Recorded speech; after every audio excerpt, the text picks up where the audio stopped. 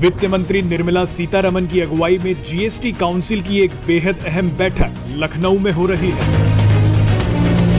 ये GST council की 45वीं बैठक होगी। इसमें पेट्रोलियम पदार्थों को जीएसटी में शामिल करने की संभावना पर विचार हो सकता है। अगर काउंसिल में इसके बारे में सहमति बनती है तो इससे देश में पेट्रोल और डीजल की कीमतों में भारी कमी देखने को मिल सकती है। कई एक्सपर्ट्स का मानना है कि अगर इस पर सहमति बन गई तो पेट्रोल की कीमत 60 से 70 रुपए लीटर के बीच आ सकती है।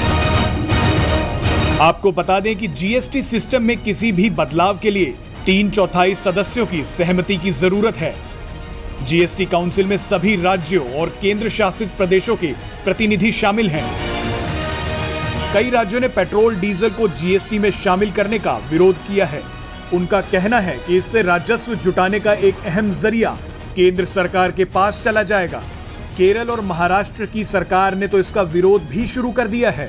अभी देश के कई शहरों में पेट्रोल की कीमत 100 रुपए प्रति लीटर से ऊपर पहुंच गई है, जबकि डीजल 90 रुपए लीटर के आसपास मिल रहा है।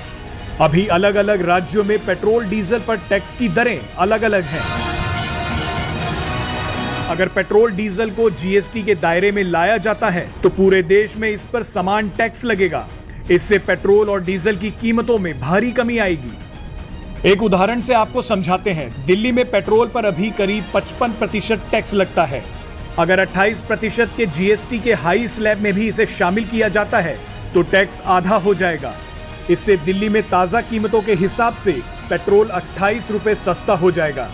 लेकिन सबसे बड़ा सवाल यही है कि क्या राज्य सरकारें इस बड़े नुकसान को बर्दाश्त करने के लिए तैयार होंगी।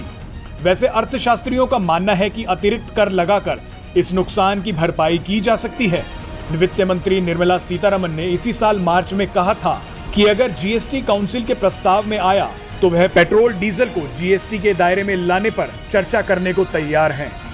जब 1 जुलाई 2017 को पूरे देश में जीएसटी की व्यवस्था लागू की गई थी तो इसके दायरे से 5 पेट्रोलियम उत्पादों को बाहर रखा गया था, जिनमें petrol, diesel, jet fuel, natural gas और क्रूड ऑयल शामिल हैं।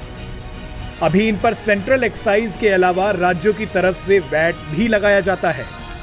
आपको बता दें कि जून में केरल हाईकोर्ट ने एक याचिका पर जीएसटी काउंसिल को यह आदेश दिया था कि पेट्रोल और डीजल को जीएसटी में लाने पर वो निर्णय ले।